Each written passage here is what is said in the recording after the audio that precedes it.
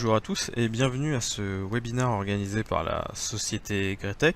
Webinaire du jour qui va porter sur l'un des produits que l'on propose, à savoir le Power Pack. Le Power Pack est un package de fonctionnalités que nous avons développé, porté sur la plateforme BIM Autodesk Revit. Le Power Pack va ainsi proposer une série d'outils, de plugins et de fonctionnalités diverses à destination en fait de toute personne faisant de la conception de maquettes sur Revit, donc en passant par les architectes avec des problématiques diverses, bureaux d'études fluides, pourquoi pas avec certaines fonctionnalités orientées sur le MEP, ou bien sur les bureaux d'études en structure pour traiter les maquettes en coffrage ou en ferraillage. Cette problématique liée au ferraillage dans Revit sera un peu plus effectivement l'objet du webinaire du jour, notamment par les outils spécifiques ferraillage et armature que l'on a développé au sein de notre Power Pack. Un mot pour me présenter en introduction de cette présentation. Où je me prénomme Steven, donc je travaille voilà, en tant qu'ingénieur au sein de la société Gretec, où je travaille parmi l'équipe voilà, R&D produits, voilà, en tant que voilà, ingénieur, où on réfléchit sur tous les développements liés à l'optimisation et l'accélération des processus de modélisation et de gestion de maquettes numériques dans Revit notamment, et également on travaille beaucoup sur les processus d'échange entre cette maquette numérique et nos logiciels de simulation, notamment en calcul de structure ou bien en simulation thermique avec des logiciels qui sont proposés par exemple notamment sur le marché français comme Archiwizard. Un mot sur Gretec avant de rentrer vraiment dans le vif du sujet, sur l'outil en lui-même du Power Pack et l'outil effectivement destiné en fait à optimiser la réalisation de plans de ferraillage. Donc Gretec, donc c'est une société française basée maintenant un peu partout dans le monde avec 48 agences, mais le siège reste effectivement basé en France, voilà, en région parisienne, là où d'ailleurs je travaille. Nous sommes donc éditeur international et nos produits et nos logiciels sont essentiellement orientés en 4 axes. En quatre grandes divisions. Première division qui va proposer des solutions destinées à la modélisation de maquettes numériques, d'outils d'aide à la modélisation de ces maquettes, notamment avec des outils comme le Power Pack qui vont fonctionner en tandem avec nos solutions plus les solutions proposées par l'éditeur américain Autodesk, donc notamment avec des logiciels comme Revit. Donc on a des Power Pack qui vont permettre d'optimiser la modélisation dans Revit, mais également dans des logiciels comme Advanced Steel, avec le Power Pack pour Advanced Steel. Nous avons une division simulation pour tout ce qui est voilà, simulation structure, notamment avec des logiciels comme Advanced Design. Fabrication, donc cette division qui va travailler avec des logiciels comme Arma Plus ou Advanced Workshop pour voilà, la gestion en usine à la fois des éléments d'armature en ferraillage ou des éléments en structure métallique, et la division Manage pour notamment avec une solution qui s'appelle OpenTree pour tout ce qui est gestion de la partie Working Progress, l'environnement de l'environnement BIM, compatible avec ce qu'on appelle les CDE, donc les commandes data environnement que vous avez probablement mis en place. Donc OpenTree, c'est une solution voilà, qui vise à aider notamment le déploiement et l'implémentation de la norme ISO 19150 BIM au sein de vos agences. Alors le Power Pack, donc le thème du jour, donc ça va être de se concentrer effectivement aujourd'hui sur les outils qui vont permettre de modéliser des cages d'armature dans Revit. Alors le Power Pack pour Revit, vous avez un aperçu du ruban, hein, comme vous le savez, l'interface logicielle de Revit, c'est une interface sous forme de ruban, et donc le Power Pack va suivre, on va dire, hein, par ce même mode d'utilisation, cette même ergonomie, en proposant, vous voyez, une large série de fonctionnalités. On a plus d'une cinquantaine rangées effectivement au sein d'un même ruban, avec des outils destinés à manipuler les armatures dans Revit. Vous voyez que le Power Pack se propose en 3 onglets. Un premier Power Pack, on va dire, que je vais appeler un peu général, qui va proposer des fonctionnalités diverses, un peu multidisciplines, par exemple des liens vers Excel, des outils pour gérer les familles, voilà, des outils pour rechercher des éléments rapidement dans une maquette, des outils pour générer des codes rapidement, etc. Donc ça, ce sont des outils pluridisciplinaires. On a un onglet spécifique Power Pack Detailing, ça sera l'objet de cette présentation, qui va proposer vraiment voilà, des outils, encore une fois, concentrer sur la modélisation des armatures pour pouvoir la gérer, mieux l'exploiter dans les nomenclatures, ou pourquoi pas aussi travailler sur les cotations, sur les symboles. Il y a beaucoup de graphismes et d'éléments graphiques pour réaliser un plan de ferraillage, et la première, on va dire, le premier socle de fonctionnalité, c'est ce qui est enlacé ici en bleu. Ce sont tous les outils que nous proposons qui sont destinés à accélérer en fait la création des armatures dans Revit. Alors Revit permet de créer des armatures déjà de base. Il y a un catalogue effectivement d'armatures, que ce soit des catalogues par barre ou par tri soudé. L'approche par contre du logiciel Revit, j'entends, c'est de travailler barre par barre, c'est-à-dire qu'on va modéliser voilà, un cadre, on travaille très souvent en 2 temps, on pose une armature, on la distribue, ce qui est assez courant d'ailleurs dans les logiciels d'armature qui fonctionnent en 2D ou en 3D d'ailleurs, on pose une armature et puis on la distribue dans une volumétrie. Les outils qu'on va proposer s'assimilent en fait, on va dire, à des générateurs qui vont permettre sur des éléments structurels courants dans un bâtiment, notamment les poutres, poteaux, semelles et voiles, de pouvoir avoir accès à des assistants qui vont permettre la modélisation d'une cage complète d'armature en 3D et paramétrique. C'est-à-dire que les outils encadrés ici vont permettre à la fois de créer l'armature, mais également de la modifier de façon paramétrique. Et on va quelque part proposer une approche parallèle à l'approche barre par barre qui est native dans le logiciel Revit. La commande phare que l'on propose, c'est une commande qui s'appelle aciers principaux. Alors vous voyez effectivement le menu, l'outil aciers principaux se décline en un menu déroulant avec une série de fonctionnalités pour pouvoir ajouter des groupes d'acier, notamment des renforts au niveau des poutres, des barres de liaison, etc. Je vais surtout m'attarder sur l'outil aciers principaux, qui est vraiment, comme son nom l'indique, un petit peu l'outil principal à utiliser pour générer, on va dire, une cage de base sur les éléments standards, donc poutres, poteaux, semelles et voiles. Voilà, cet outil-là va proposer une interface adaptée au ferraillage de ce type d'éléments. Voilà, donc autrement dit, ce n'est pas un générateur qui pourra fonctionner sur d'autres composants structurels ou des formes géométriques libres que vous auriez à armer au sein de votre projet. On peut le voir ici, donc première catégorie d'éléments structurels, les semelles. Ça va fonctionner effectivement l'outil de manière assez simple. La sélection d'un objet va permettre de pouvoir accéder, vous voyez, à une interface, on va dire une interface d'ingénierie, dans laquelle l'utilisateur va pouvoir saisir au travers de champs les quantités d'acier transversaux, longitudinaux, la typologie des crosses, la typologie des attentes, etc. Donc on va pouvoir configurer sa cage et l'appliquer automatiquement sur l'objet. Autre famille d'éléments structurels que je vais passer rapidement, puisqu'ensuite on va travailler en direct dans l'application, ça vous donnera une meilleure idée de l'usage des commandes. Donc les poteaux, donc là encore une fois le même icône en fonction de l'objet sélectionné va avoir une interface adaptative et va proposer de ce fait, par la sélection d'un poteau, une boîte de dialogue adaptée au ferraillage de ce type d'éléments avec les attentes, les aciers principaux, les aciers en pied, en tête, etc. Les poutres, de la même manière, on va retrouver une notion un petit peu plus spécifique concernant les travées et les possibilités bien sûr d'avoir des jeux d'espacement variables. On l'aura aussi d'ailleurs sur les poteaux, on pourra resserrer les cadres par exemple en pied ou en tête. Et dernière famille qui est toujours par le même icône, aciers principaux, donc vous voyez que c'est un icône qui est quand même très riche, puisque la boîte de dialogue sera systématiquement différente en fonction de l'objet structurel sélectionné. Dans le cas des voiles ou des groupes de voiles, puisqu'on pourra aussi armer par exemple les angles, les intersections de voiles, on va avoir là aussi une boîte de dialogue adaptée pour les voiles de contre-vêtement, les voiles en béton armé d'une manière générale. Une spécificité des poutres, ou dans les commandes à disposition d'ailleurs dans le Power Pack, on a cette notion de groupe. On voit dans le menu déroulant créer un groupe, on a 2 commandes, semelle ou poteau ou poutre à plusieurs travées. Alors la commande de groupe va être intéressante, elle permet donc, comme son nom l'indique, de grouper des éléments, alors pas au sens Revit, c'est une notion qui se fait via un paramètre partagé dans Revit, qui va permettre que lorsque, par exemple, si je cite la première commande groupe semelle ou poteau, en sélectionnant plusieurs semelles et en les groupant, si je fais à une semelle, toutes les autres semelles associées au même groupe seront armées de la même manière. C'est pour standardiser le ferraillage et on a la même fonction sur les poteaux. Sur les poutres, la spécificité, c'est effectivement cette notion de poutre à plusieurs travées. Comme vous savez, dans Revit, dans le cas des poutres à travées continues, on a plutôt tendance à modéliser les poutres sous forme de travées individuelles pour pouvoir les numéroter différemment, notamment plutôt que de tracer une poutre de X mètres de longueur.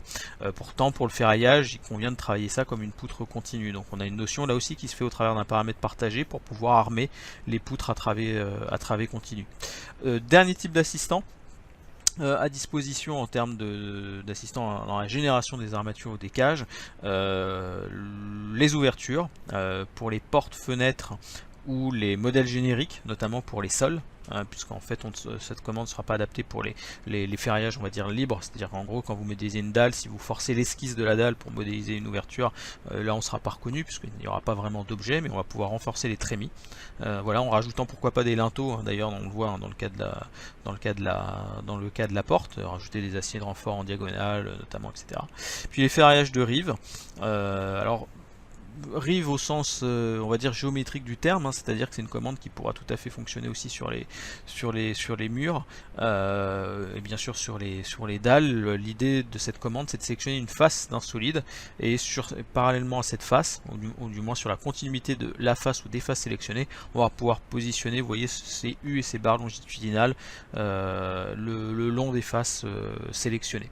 Voilà pour vous voyez la série de commandes, vous voyez, qui est assez large, qui va permettre de modéliser des cages d'armature en direct plutôt que de modéliser les barres une à une dans Revit. Alors je vous propose de passer en direct dans l'application pour que je puisse vous présenter les commandes.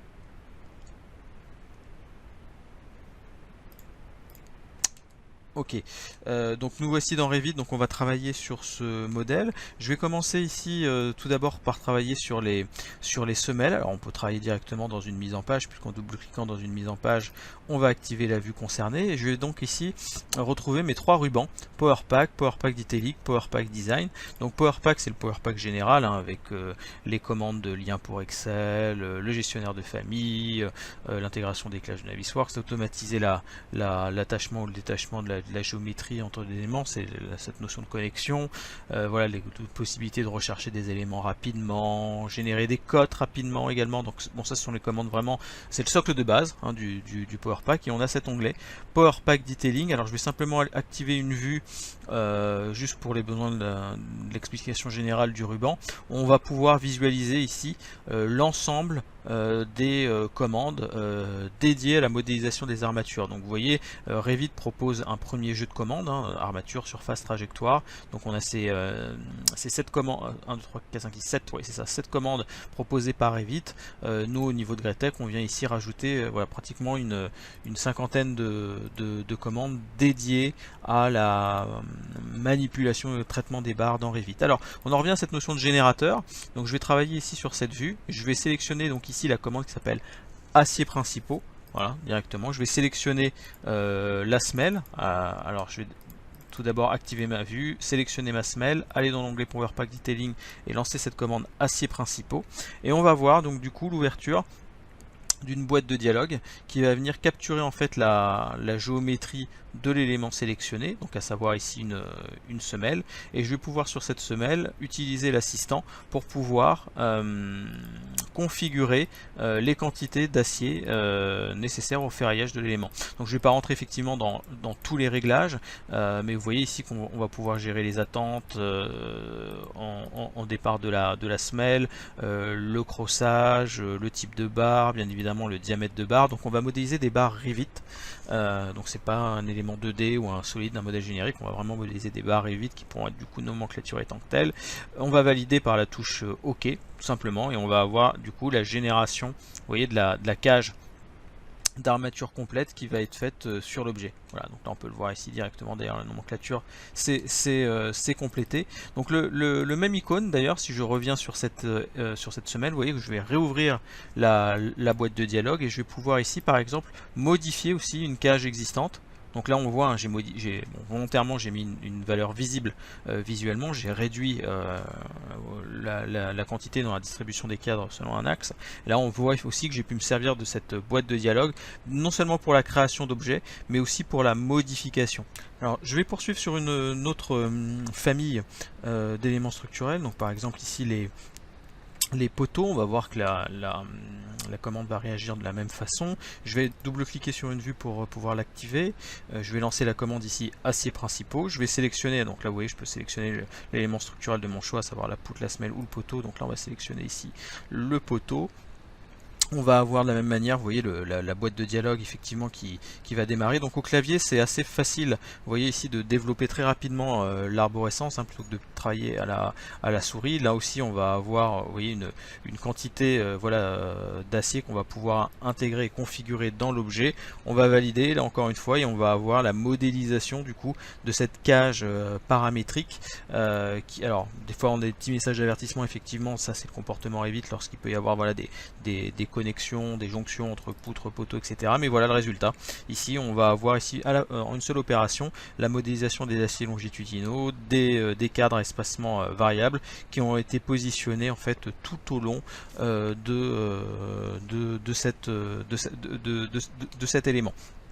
Je vais poursuivre ici par un autre objet pour vous. Alors je vais peut-être pas forcément effectivement je vais juste vous montrer la boîte de dialogue sans la générer, puisque le principe restera le même. Vous avez ici actuellement le plan de ferraillage d'une poutre. Si je sélectionne la commande acier principaux, si je sélectionne donc cette poutre, vous voyez, j'ai à nouveau, vous voyez, une autre boîte de dialogue qui va apparaître, qui est spécifique aux poutres et qui va me permettre de créer ou de modifier le ferraillage sur cet élément existant. Donc la même commande, vous voyez, aciers principaux, en fonction de l'élément sélectionné, va adapter son interface pour pouvoir générer des armatures dans la configuration voulue.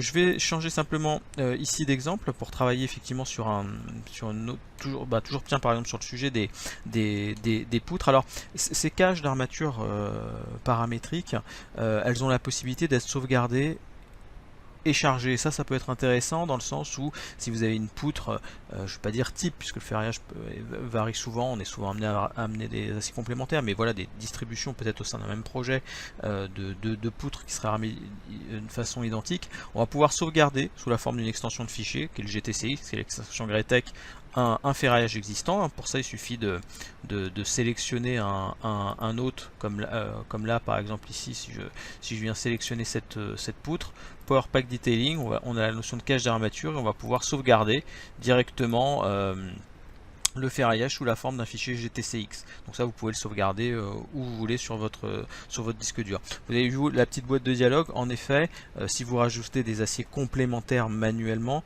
c'est-à-dire des aciers pas au moyen de cette interface là, de l'interface de notre générateur, bon, ces aciers là ne sont pas pris en compte. Là on va vraiment nous sauvegarder les interfaces générées à l'aide de l'assistant, même s'il y a une compatibilité au sein d'un même objet entre des aciers mis manuellement et des aciers utilisés avec notre générateur. Je vais pouvoir ici charger, ça aussi c'est une autre possibilité. Donc là je vais prendre ici cette poutre, je vais aller prendre la commande charger, voilà, donc je vais aller chercher ici un fichier, donc par exemple ici ce fichier GTCX qui contient des réglages, enfin une configuration d'une cage donnée. Donc j'ai quelques messages d'avertissement, puisqu'en effet la longueur peut être différente, la section peut être un peu différente, et dans ce cas là, en fonction de l'enrobage, le cadre va s'adapter, mais on va avoir un report, vous voyez, de la géométrie de la poutre réalisée initialement sauvegardée, qu'on va pouvoir appliquer ici sur un autre élément. Notion sur les poutres, plus spécifique, cette notion de poutre multitravée. On va le voir ici sur cet exemple. Vous voyez, si je sélectionne ce premier objet et ce deuxième objet, on a deux poutres parfaitement individuelles. Alors je ne sais pas si un identifiant a été mis ici, tiens, N01 ici, et celui-là N02. Donc là il y a eu des identifiants qui ont été mis, mais c'est pas un prérequis pour l'usage de la commande. Et on a cet outil ici, créer groupe, qui va proposer plusieurs notions de groupe. Alors il y a la notion effectivement, alors pour les besoins de la présentation je ne vais pas énumérer l'ensemble des commandes, mais on a cette notion de groupement de semelles ou de poteaux. Donc là ça veut dire vous sélectionnez des semelles ou des poteaux, ça va les grouper au moyen d'un paramètre partagé, et lorsque vous allez lancer la commande de génération de ferraillage sur un de ces objets, tous les objets appartenant au même groupe vont être armés de la même manière. On a ce groupe, mais qui est un peu différent pour la notion de poutre. Cette notion de poutre a plusieurs travées, qui va me permettre là aussi, j'ai presque envie de dire virtuellement on va les grouper, parce qu'en fait on va pas utiliser la notion de groupe Revit, mais ça se fait encore une fois au niveau d'un paramètre partagé, où je vais pouvoir grouper pour dire voilà, ça c'est des groupes multi-travées 1 par exemple. Bon, là j'ai mis un nom de groupe vraiment basique. Donc on a une boîte de dialogue qui apparaît ici, on voit les deux éléments N01, N02, donc les deux poutres qui constituent ici ma poutre à travée continue. Donc là je vais fermer. Tac. Voilà, la notion de groupe est faite, hein, donc les poutres restent individuelles. Donc ce qui veut dire qu'en termes d'utilisateurs, on peut les manipuler. On voit ici un design group qui a été positionné, MT1, hein, ici. Donc ça c'est le nom le nom de mon groupe. Et le logiciel va donc savoir que ces deux poutres en fait sont groupées à l'intérieur on va dire d'une même notion. Donc là je vais lancer maintenant la commande d'acier principaux. Voilà, je vais sélectionner une des poutres de ce groupe et on va voir en fait ici qu'on a deux travées qui ont été positionnés. Donc le logiciel reconnaît en fait que par la sélection d'une seule poutre, elle fait partie en fait d'un ensemble de deux travées que je vais pouvoir armer du coup de façon indépendante. C'est-à-dire sur chaque travée, je peux les armer de manière indépendante. J'ai aussi cette autre commande qui s'appelle disposition constructive, qui est intéressante aussi pour générer des armatures.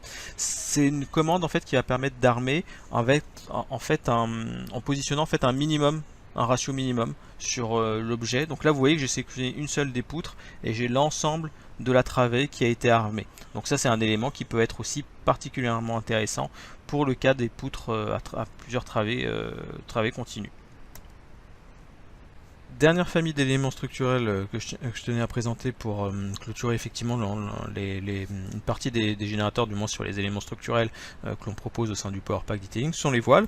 Donc pour ça je vais ouvrir ici une vue voilà, qui a comporté un certain nombre de voiles. Donc il y a des voiles qui ont été déjà ici préarmées sur cette maquette. Donc on va travailler sur les voiles qui ne le sont pas encore. Donc préalable à cette opération, on va utiliser encore une fois la commande d'acier principaux ou de disposition constructive, parce qu'on a ces deux outils pour pouvoir lancer la création d'armature au sein d'un objet hôte. Cette notion de groupe de voiles, mur ou voile de contreventement, qui va me permettre de sélectionner un ensemble de voiles et de l'associer par exemple ici à un groupe de murs. Donc je vais l'appeler groupe de voiles voilà, RDC par exemple. Je vais valider par la touche OK. Donc là on a la notion de groupe qui vient d'être introduite au niveau des deux objets. Donc, on repère ici les identifiants. Ah, ils étaient au niveau des fondations. Bon, c'est pas grave, on pourrait toujours changer le nom du groupe, hein, ça c'est un détail. L'appartenance au groupe elle est contrôlée et on va dire contrôlable au travers d'une propriété qu'on retrouve ici. C'est un paramètre partagé, hein, on le voit, un paramètre qui s'appelle design group ici, groupe de voiles RDC, c'est ce que j'avais défini et introduit dans la boîte de dialogue. Et maintenant que ces groupes ont été définis, soit en tant que voile ou voile de contreventement, je vais pouvoir utiliser dans mon onglet Power Pack Detailing cette commande acier principaux. Et là encore une fois, la sélection d'un seul des voiles du groupe va me permettre de lancer, vous voyez ici la génération des barres qui composent l'ensemble du groupe. Donc là on voit voile 1, voile 2, le logiciel a gardé effectivement en mémoire et bien intégré le nombre de groupes définis en préambule. Donc on va pouvoir travailler effectivement aussi sur la jonction, donc les raidisseurs qu'on veut mettre au niveau d'un angle. Et là pareil effectivement, alors je vais revenir, pardon, je suis sorti de la commande, sur la commande Power Pack Detailing, je vais pouvoir lancer des dispositions constructives si je souhaite par exemple générer un minimum d'acier sur l'ensemble de ces éléments. Donc vous voyez qu'ici nous avons qu'un seul voile qui a été généré, voile qui comporte d'ailleurs aussi une ouverture, mais les deux voiles qui composent le groupe ont bien été armés. Donc on a une boîte de dialogue qui nous confirme que je vais valider. Alors il peut y avoir parfois des messages d'avertissement, ben voilà, là ici justement au niveau de la jonction, puisqu'on est amené souvent à détacher la géométrie ou à la reprendre pour pouvoir intégrer les armatures. Bon, il s'agit simplement d'avertissements, comme il en arrive dans la modélisation dans Revit, c'est assez fréquent. Et là on va avoir ici, vous voyez, l'ensemble des barres définies dans la boîte de dialogue, donc au niveau des angles, au niveau des aciers de peau, au niveau des aciers de liaison. Alors c'est vrai que dans une approche 2D, on n'aurait pas forcément modélisé l'ensemble de ces aciers, ça serait peut-être limité à une représentation, une ligne de distribution, et on aurait pu arranger un nombre par mètre carré par exemple au niveau des métrés. En 3D, lorsqu'on dispose des générateurs, c'est une autre approche est aussi possible. Donc là on voit le linteau ici au niveau de cette porte a aussi été introduit. Donc tout ça, ce sont des armatures natives Revit qui peuvent donc être déplacées, ajustées, puisque l'objet de nos générateurs, c'est pas nécessairement de modéliser 100% de l'armature de l'objet réalisé, voulu, puisqu'il y a toujours des réservations qui arrivent, des modifications qui font qu'on est amené à espacer des cadres, rajouter des aciers complémentaires, de renfort, des aciers de levage, etc. Voilà, l'idée de nos générateurs, c'est de donner une base qui va armer 80, 90, 95% de l'élément, et ensuite l'utilisateur va pouvoir compléter le ferrage de l'objet, ou bien le modifier ou l'ajuster par rapport aux besoins du projet. Mais on aura considérablement accéléré la génération des aciers dans des solides et dans des éléments structurels par ces assistants de ferraillage. Donc on a balayé ici les grandes familles qu'on traite effectivement avec la commande acier principaux, donc familles qui sont les semelles, les poteaux, les poutres, avec cette notion de groupe pour les poutres à travée continue. On a la notion de groupe d'ailleurs pour les semelles, hein, même si je l'ai évoqué, je ne l'ai pas forcément montré ici, et aussi les groupes de voiles, pour l'exemple qu'on vient d'aborder. Je vais terminer par deux autres générateurs au niveau des trémies et des ferrages de rive. Donc pour ça, je vais ouvrir au préalable ici une vue, je vais fermer effectivement les autres vues en arrière-plan. Je vais sélectionner ici par exemple la dalle. Je vais choisir de l'isoler temporairement avec le raccourci clavier H et I, voilà qui est fait. Donc on a une dalle et je vais commencer ici par cet outil qui s'appelle ferrage de rive, qui va me permettre, comme vous pouvez le voir ici, de sélectionner des faces, donc les faces latérales en l'occurrence de cette dalle, ici, validé par la touche OK. Encore une fois, on va retrouver une boîte de dialogue ici, qui va permettre à l'utilisateur de configurer la distribution des armatures, voilà, au moyen de différents réglages, voilà, qu'on va pouvoir introduire. Donc on pourrait tout à fait faire des réglages voilà, asymétriques par exemple, introduire le nombre, les diamètres. Donc là on va pouvoir configurer cet élément. Je vais valider par la touche OK ici, et voilà, donc là on voit ici la génération de ces armatures. Alors c'est vrai que par défaut, les armatures dans Revit ont souvent tendance à avoir une représentation filaire. Alors pour modifier ça très rapidement, on a un outil qui s'appelle visibilité, qui permet très rapidement de changer la représentation et de les passer en représentation solide. Donc là on peut voir ici les barres qui ont été générées. Je vais restaurer l'ensemble du modèle. Alors la notion ferraillage de rive, elle est interprétée, assimilée au sens rive, au sens géométrique du terme, dans la mesure où par exemple ici, si je sélectionne une face supérieure d'un mur, je vais valider, je vais garder les mêmes réglages. On va basculer la représentation, on va passer là aussi en représentation solide. On peut voir ici, vous voyez que des U en tête ont été positionnés sur ce voile, donc c'est pas uniquement des rives de dalle, ça peut être vraiment une face d'un solide sur lequel on vient positionner ce chaînage. Je vais terminer par les trémies. Ici donc les ouvertures, alors donc qui va permettre de rajouter effectivement des aciers de renfort sur les portes, sur les fenêtres et sur les objets au niveau des sols, au niveau des modèles génériques. La limite effectivement de notre commande, c'est effectivement les objets, les vides qui auraient été modélisés par les ouvertures type ouverture par face ou cage, dans la mesure où ces commandes là, comme vous le savez, sont des ouvertures purement géométriques, on sait difficilement extraire les paramètres, et donc c'est plus délicat en termes de développement d'aller récupérer du coup des informations qui sont nécessaires au ferraillage et à la génération d'une cage d'armature, notamment de renfort qui demande des dimensions exactes. Donc là on va prendre l'outil trémie, il va me suffire là aussi encore une fois simplement de sélectionner l'objet sur lequel on souhaite travailler, et je vais pouvoir ici définir la typologie, voilà, des aciers que je souhaite positionner. On peut positionner là aussi des diagonales, des ferraillages de rive, positionner, vous voyez, les formes, les crosses. Donc tout cela encore une fois un ensemble de réglages. L'onglet linteau ici est gelé, pourquoi? Parce que le logiciel a détecté que j'étais sur un sol, mais on l'a vu dans le cas du voile précédemment armé, on peut armer des linteaux. Donc là cette commande là va se dégriser uniquement si je sélectionne une fenêtre ou une porte. Donc là je vais valider par la touche OK. Voilà qui est fait ici. Je vais à nouveau une fois lancer la représentation sous forme solide, et voilà, donc là on voit ici on a la génération de l'ensemble de la trémie qui a été fait en une seule opération, là où dans Revit on aurait dû modéliser barre par barre. Alors dans les objets symétriques comme c'est le cas ici dans Revit, il y aurait fallu ferrailler au minimal à moitié, puisqu'après on aurait pu par symétrie copier les ferraillages sur l'autre partie de la réservation. Mais vous voyez, l'intérêt des générateurs, c'est de pouvoir fonctionner très rapidement sur un ensemble d'objets, de pouvoir aussi les modifier de manière très rapide. Voilà qui termine la présentation donc du coup des commandes dédiées à la création des armatures, du moins les commandes de cage, puisqu'après on a des commandes pour pouvoir générer des armatures, mais dans d'autres contextes, notamment la répartition transversale. Donc ça c'est pratique pour pouvoir distribuer uniquement des cadres avec des espacements variables, mais les commandes d'acier principaux, de renfort de trémie ou ferrage de rive, vous voyez, vont positionner non pas un acier, mais plusieurs aciers en même temps. Ça a été le cas du poteau, on a positionné les cadres, les aciers longitudinaux, etc. La poutre aussi. Et là, on a ici via cette commande, vous voyez les U, les chaînages qui ont été placés, aussi bien aussi sur les renforts. Donc, et associés bien sûr aux notions de groupe qu'on a pu voir, notamment pour la notion des groupes en multitravé ou notion de groupe de voile. Voilà qui termine cette présentation. Je vais revenir effectivement à la présentation générale. Voilà qui est fait. Cette présentation donc touche maintenant à sa fin. Je vous remercie voilà, de votre participation en espérant que vous avez découvert des fonctionnalités intéressantes pour les cas d'usage que vous rencontrez dans votre activité. Alors ce webinaire a été enregistré, donc il sera disponible en rediffusion.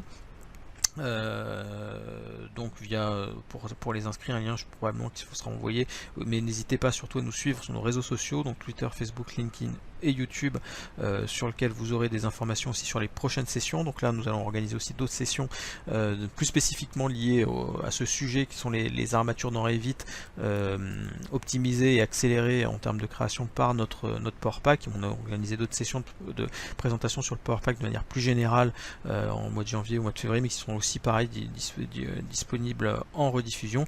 Je vous remercie encore une fois de votre participation et je reste bien sûr à votre disposition si vous avez des questions. Je vous dis à très bientôt sur nos prochains webinars.